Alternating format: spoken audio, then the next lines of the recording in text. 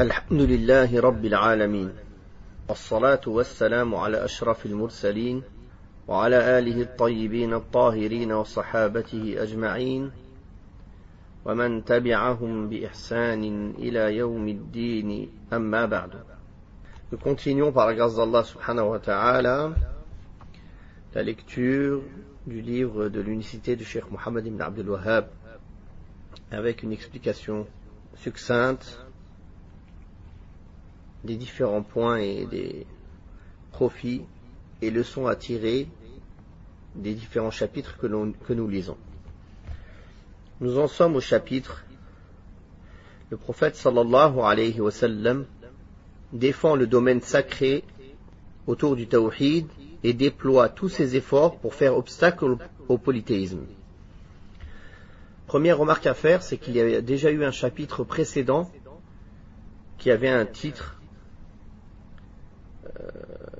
comme ce titre-là. Alors pourquoi répéter un chapitre avec un titre similaire? Dans le chapitre précédent, le cheikh, rahimahullah, a cité les actes que le prophète sallallahu alayhi wa sallam a interdit de faire pour préserver le tawhid et pour faire obstacle au shirk. Et nous allons voir dans ce chapitre que le prophète sallallahu alayhi wa sallam va interdire les paroles qui peuvent mener au polythéisme et à l'exagération, et les paroles qu'en les interdisant, ils préservent le tawhid, le monothéisme pur. Donc ce sont deux chapitres qui sont similaires dans le titre, mais le premier qui a été cité vers le début de l'explication du livre parlait des actes, et celui que l'on va lire aujourd'hui parle des paroles. Puis le cheikh a cité Abdullah ibn Shikhir radiyallahu anhu a dit: je faisais partie d'une délégation de la tribu de Bani Amir qui vint trouver le prophète sallallahu alayhi wa sallam. Nous lui dîmes: tu es notre maître. Le prophète sallallahu alayhi wa sallam répondit: c'est Allah le maître. Nous dîmes alors: tu es celui parmi nous qui a le plus de mérite et le plus d'honneur.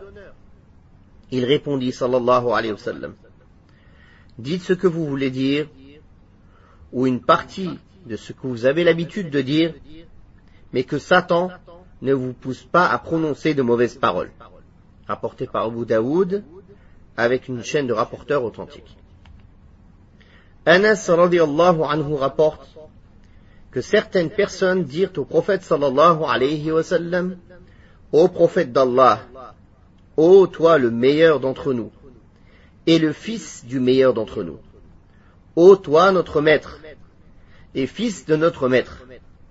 Le prophète sallallahu alayhi wa sallam a dit alors: ô gens, dites ce que vous avez l'habitude de dire, mais ne laissez pas Shaitan vous pousser à dire de mauvaises paroles.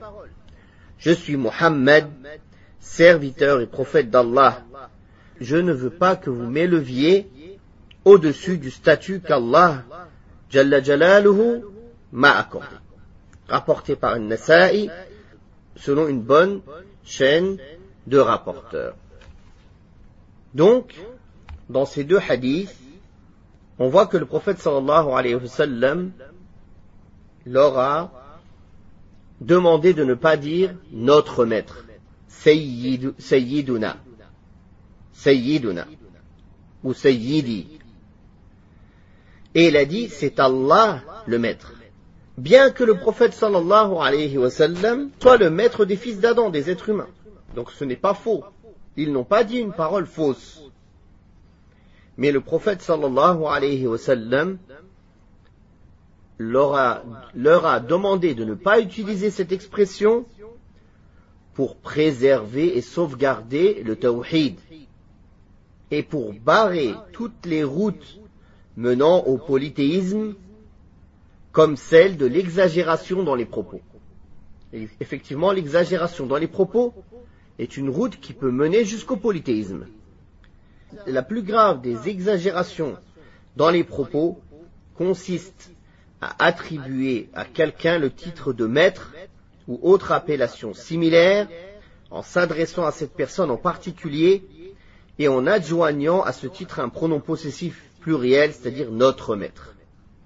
D'ailleurs, certains savants ont déclaré qu'il était extrêmement détestable de dire d'un individu as-sayyid, le maître, avec l'article défini. Car on pourrait comprendre de cette expression qu'elle englobe toutes les significations possibles du terme. Quand ils ont dit, nous dîmes, tu es celui parmi nous qui a le plus de mérite et le plus d'honneur, il répondit, dites ce que vous avez l'habitude de dire. Quand le prophète sallallahu alayhi wa sallam a dit, dites ce que vous avez l'habitude de dire, c'est-à-dire les Arabes, à l'époque de la révélation, ils n'avaient pas l'habitude d'utiliser des formules de vénération, même pour leur chef. Par exemple, les non-arabes, ils avaient des formules de vénération pour leur roi et leur chef. Ils les appelaient Kisra, Qaysar, Al-Najashi, Al-Muqawqis. Comme les Égyptiens, ils avaient Pharaon. Tout ça, ce sont des titres. Ce sont des titres. Il y avait des titres même qui étaient du pur polythéisme, comme ceux qui disaient Shahin Shah, le roi des rois, ou autre. Mais les Arabes, ils n'avaient pas ce type de parole. Pour eux, la plus grande vénération possible qu'ils pouvaient donner à quelqu'un, c'est l'appeler par sa kunya. Abu Untel. Ça, c'était beaucoup pour eux déjà. Et tous ces titres et ces vénérations exagérées, elles sont venues bien après quand l'islam s'est répandu et que les Arabes se sont mélangés aux non-arabes et que plein de titres ont été donnés. Ce n'était pas l'habitude des Arabes ni au temps du prophète sallallahu alayhi wa sallam et ni avant lui. C'est-à-dire ni chez les Arabes habituellement. Car les Arabes étaient des gens qui donnaient une grande importance à l'honneur. Ils n'aimaient pas se rabaisser, s'avilir devant quelqu'un et donner des titres de vénération ou de respect exagérés. C'est un moyen de se rabaisser. C'est un moyen de s'avilir. Et ceci, ils le détestaient, les Arabes. Bien sûr, les mœurs sont changées maintenant. Il y a des manières de s'adresser, par exemple, aux savants, qu'on ne peut pas, on ne dit pas, oui, ça n'existait pas au temps des Arabes, le vouvoiement. Et nous, on arrive, on dit à un savant, on lui parle, damir al-mukhataba, au singulier. On lui dit, toi, et toi, cheikh, est-ce que tu... Non, aujourd'hui, tu fais ça, c'est un manque de respect, parce que c'est connu maintenant, même dans le monde arabe, quand on parle, on pose une question à quelqu'un qu'on ne connaît pas, à une personne respectable, à une personne plus âgée ou à un savant, on le vouvoie. Même si à la base, en arabe, le vouvoiement n'existe pas, c'est-à-dire il n'est pas très utilisé, on ne dit pas il n'existe pas. Ce n'était pas l'habitude des Arabes, il n'était pas utilisé. Mais il s'est maintenant globalisé. Donc si tu dis à un cheikh anta au lieu de dire antum, c'est un manque de respect. Si tu dis jazakallahu khairan au lieu de dire jazakumullahu khairan, c'est un manque de respect aujourd'hui. Donc ça rentre en compte, parce que les mœurs sont changées. Mais ici, pour comprendre, à l'époque du prophète sallallahu alayhi wa sallam, ça n'existait pas. Les sahaba, quand ils appelaient le prophète sallallahu alayhi wa sallam, ils disaient anta, ils disaient ya Rasulallah, ô toi, messager d'Allah. Ô messager d'Allah. Quand ils s'appelaient entre eux, ils s'appelaient Omar, Abu Bakr. Ou alors, au mieux, ils l'appelaient par la kunya. C'est une forme de respect d'appeler une personne par sa kunya. Abu Untel, Abu Muhammad, Abu Abdillah, Abu Untel. Donc on voit ici que le prophète sallallahu alayhi wa sallam leur a demandé de garder leurs habitudes qu'ils avaient, leurs habitudes d'arabe, de ne pas exagérer, même pas sur lui, même si c'est vrai que le prophète sallallahu alayhi wa sallam est le meilleur des hommes et il est notre maître. Mais le prophète sallallahu alayhi wa sallam voulait fermer toutes les portes qui mènent à l'exagération, même dans les paroles. Et ces propos qu'ils ont utilisés comportent des éloges et des compliments en présence de la personne dont on vante les qualités. Or, ceci vient de Shaitan, afin que la personne dont on fait les louanges se sente importante. Mais rapidement, la personne qui se fait tromper par les louanges des gens et qui aime qu'on lui fasse des éloges devant tout le monde, elle est abandonnée à son sort. Car quiconque ne s'en remet pas à Allah subhanahu wa ta'ala et il se laisse aller au culte de son ego, et il délaisse l'humilité et la subordination d'Allah subhanahu wa ta'ala, alors il sera vite abandonné à son sort et il sera pris de court et il ira à sa perte. Et il ira à sa perte. Dans le hadith de Anas, quand ils lui ont dit « Ô prophète d'Allah, ô toi le meilleur d'entre nous et le fils du meilleur d'entre nous ». Donc malgré que le prophète sallallahu alayhi wa sallam correspondait parfaitement à la description qu'ils ont faite de lui, il a voulu barrer la route de l'exagération afin que personne ne l'emprunte en prétendant que le prophète sallallahu alayhi wa sallam a approuvé cela.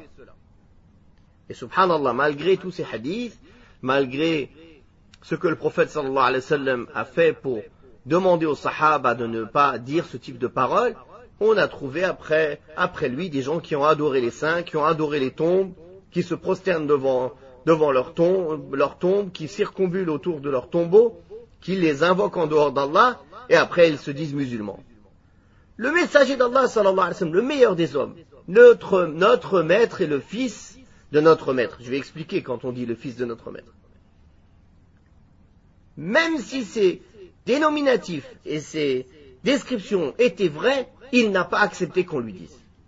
Et subhanallah, la communauté, comment après lui, elle s'est égarée à aller jusqu'à adorer les morts et les tombeaux et les saints. Donc voilà, quand le prophète sallallahu alayhi wa sallam a barré ce chemin-là, justement pour que personne ne vienne après et dise le prophète sallallahu alayhi wa sallam a approuvé cela, donc on peut le faire. En le vénérant après sa mort, alors que le prophète sallallahu alayhi wa sallam a dit n'exagérez pas sur moi comme les chrétiens ont exagéré sur Isa, fils de Maryam. Et Shaitan, il est là pour séduire celui qui est vénéré et celui qui fait son éloge. Et il fera en sorte que les cœurs penchent vers celui qui est vénéré jusqu'à peu à peu l'associer à Allah subhanahu wa ta'ala dans son adoration. Et le vénérer d'une façon qui ne sied pas à son statut. Ce chapitre, qui est l'avant-dernier chapitre du livre, est donc une sorte de synthèse de ce qu'il est nécessaire de faire pour barrer les voies menant au polythéisme. Aussi, utiliser le mot Sayyid pour le prophète sallallahu alayhi wa sallam, si ce qui est voulu, c'est de lui donner les caractéristiques du maître divin qui est Allah subhanahu wa ta'ala, du maître absolu, alors c'est du polythéisme majeur et c'est une interdiction formelle. Si par contre, ce qui est voulu, c'est juste de reconnaître qu'il est le meilleur d'entre nous et notre maître, alors cela reste quand même détestable. Car le prophète sallallahu alayhi wa sallam lui-même a demandé de ne pas le faire. Il a dit, ne m'appelez pas Sayyidana. Ne me dites pas Sayyiduna. Donc, si tu aimes vraiment le prophète sallallahu alayhi wa sallam, est-ce que tu chantes ses louanges d'une manière dont le prophète sallallahu alayhi wa sallam t'a demandé de ne pas utiliser, de ne pas pratiquer, ou bien est-ce que tu chantes ses louanges comme le prophète sallallahu alayhi wa sallam comme Allah Ta'ala a agréé, comme le prophète sallallahu alayhi wa sallam aime. Donc le vrai amour, c'est de lui obéir et de le suivre, et non pas de faire ce que l'on veut et prétendre son amour. Et prétendre son amour. Puis le cheikh, comme à son habitude, a cité les points à retenir. Il a dit, premièrement, mettre les gens en garde contre l'exagération. Deuxièmement, ce qu'il convient à une personne de dire lorsqu'on lui dit « tu es notre maître ». Troisièmement, la parole prophétique, mais que Shaitan ne vous pousse pas à prononcer de mauvaises paroles, alors qu'il n'avait dit que la stricte vérité. Quand ils ont dit « tu es notre maître et le fils de notre maître ». Quand ils disent le fils de notre maître, ils parlent de qui? Ils parlent de Ibrahim alayhi salam. Car tous les Arabes, ils se considéraient descendants d'Ibrahim et d'Ismaïl, qui est le fils d'Ibrahim. Et ils savaient que le prophète Mohammed sallallahu alayhi wa sallam était un descendant d'Ibrahim alayhi salam. Donc quand ils ont dit tu es notre maître, le fils de notre maître, c'est-à-dire tu es, toi Mohammed notre maître, le fils de Ibrahim alayhi salam notre maître. Ce n'est pas faux. Ce qu'ils ont dit c'est vrai. Et malgré cela, le prophète sallallahu alayhi wa sallam leur a demandé de délaisser cette appellation. Quatrième point à retenir, la parole prophétique. Je ne veux pas que vous m'éleviez au-dessus du statut qu'Allah m'a accordé. Et il a ordonné de l'appeler comment? Abdullahi wa Rasuluh. Le serviteur d'Allah et son messager. Abdun fala yu'bad. C'est un serviteur, donc on ne l'adore pas. Wa Rasulun fala yukaddab. Et il est le messager, alors on ne dément pas ses paroles et ses statuts juridiques. Voilà la voie claire sur laquelle nous a laissé notre bien-aimé prophète Mohammed sallallahu alayhi wa alihi wa sallam. Wa sallallahu ala Muhammadin wa ala alihi wa sahbihi wa sallam. Wa barakallahu fikum.